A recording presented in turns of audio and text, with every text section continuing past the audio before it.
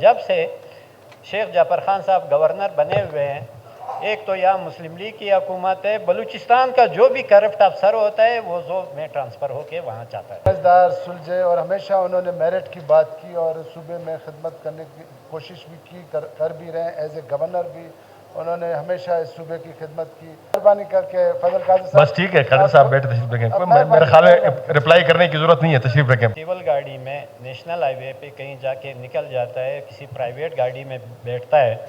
جب ہمارے ہاں تو آپ کو پتہ ہے چمن سی گاڑیاں آتی ہے، پونچھ کی گاڑیاں ہوتی ہے، یہ سول ڈریس میں سول گاڑی میں وہاں کھڑا رہتا ہے۔ اس کی شکایت میں نے ڈی آئی جی سے بھی کہی ہے۔ لوگ میرے پاس آئے کہ ہم لوگ آتے ہیں، ایک سول گاڑی کھڑی ہوتی ہے، جب ہم روکتے ہیں تو اسے پولیس والے نکل آتے ہیں۔ میں نے کہا کون ہوتا ہے؟ ایس ایچ او کا نام لیا، 2-3 بندوں کا نام لیا۔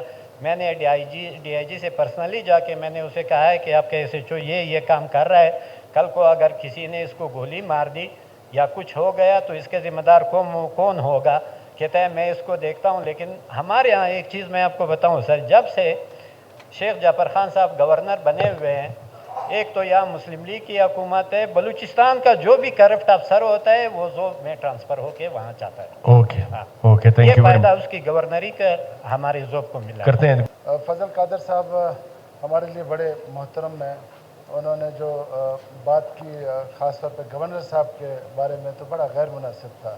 وہ جو آخر میں جو انہوں نے الفاظ استعمال کیے میرے خیال میں وہ مناسب نہیں۔ وہ ایک سینئر اور بڑے جو ہیں ایک سمجھدار، آپ ریپیٹ کریں کیا الفاظ؟ میں نے سنے نہیں ہے کیا الفاظ؟ میں بتاتا ہوں۔ سمجھدار سلجھے اور ہمیشہ انہوں نے میرٹ کی بات کی اور صوبے میں خدمت کرنے کی کوشش بھی کی، کر بھی رہے ہیں۔ ایز اے گورنر بھی انہوں نے ہمیشہ اس صوبے کی خدمت کی اور خاص طور پہ یوب اور پورے صوبے کو وہ ایک ہی نظر سے دیکھتے ہیں۔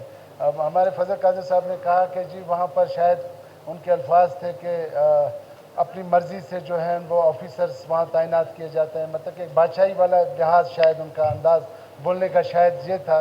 تو میں سمجھتا ہوں کہ وہ بڑا غیر مناسب ہے، تو اس کو حذف کیے جائیں۔ اور گورنر صاحب نے، میں سمجھتا ہوں کہ جتنے بھی یہاں پر ڈپارٹمنٹس وزراء بیٹھے ہیں، کبھی ہمیں اس طرح انہوں نے انفلوئنس نہیں کیا کہ اس بندے کو یہاں لگائیں وہاں لگائیں۔ تو مہربانی کر کے فضل قادر صاحب، بس ٹھیک ہے، قادر صاحب بیٹھے تشریف رکھیں، میرے خیال میں رپلائی کرنے کی ضرورت نہیں ہے، تشریف رکھیں۔